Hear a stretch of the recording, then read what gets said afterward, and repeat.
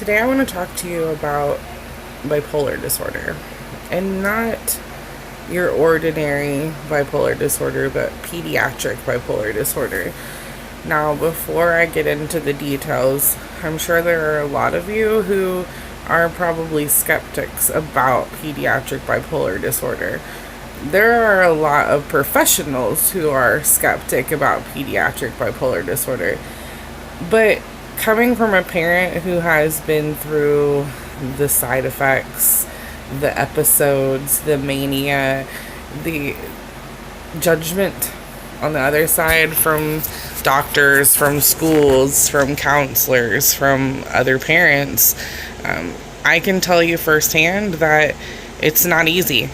It's not easy to make someone a believer that it's a real situation, because I can't believe how many times I've been told in my life that it's just bad parenting.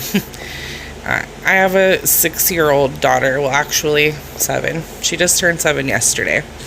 And the inspiration for this paper for me is about what I've been going through with her just the last school year, since August of this year. Well, last year. We're into the spring semester now. And honestly, it's not just this semester. It's been every year that she's been in school. She's on her 4th year of school now, only at 7. We started very young because she showed a lot of signs of interest in being in school. The whole ball field of bipolar disorder, the whole situation that got us here was that my daughter was showing signs of aggression at school. She was showing severe irritability, lack of focus, and she was becoming what the school wanted to call a problem. And this is when I started doing my research. This is when I started taking the time to really dig into what could be the problem. And if it weren't for a child psychologist that I found, I would have absolutely no idea what I'm about to fill you in on. Bipolar disorder is basically, it's similar to major depression, but it's not the same thing as major depression. With bipolar disorder, you have highs and you have lows.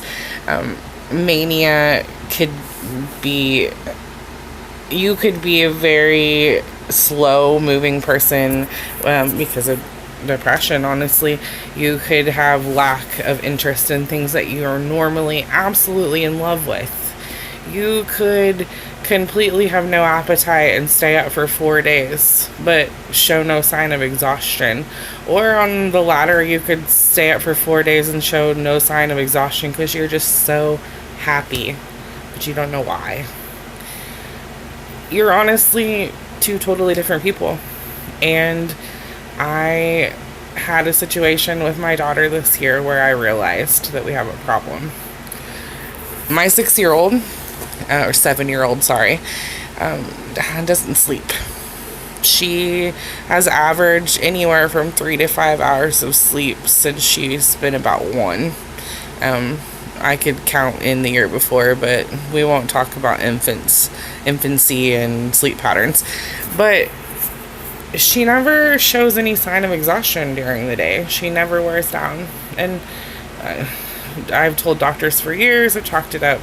They've told me, oh, it's nothing. She'll wear out of it eventually. Don't let her take naps. But I had a problem with that. And this year at school, with the irritability and the lack of sleep, we started talking about lack of focus. And my daughter is incredibly intelligent. That's not just biased.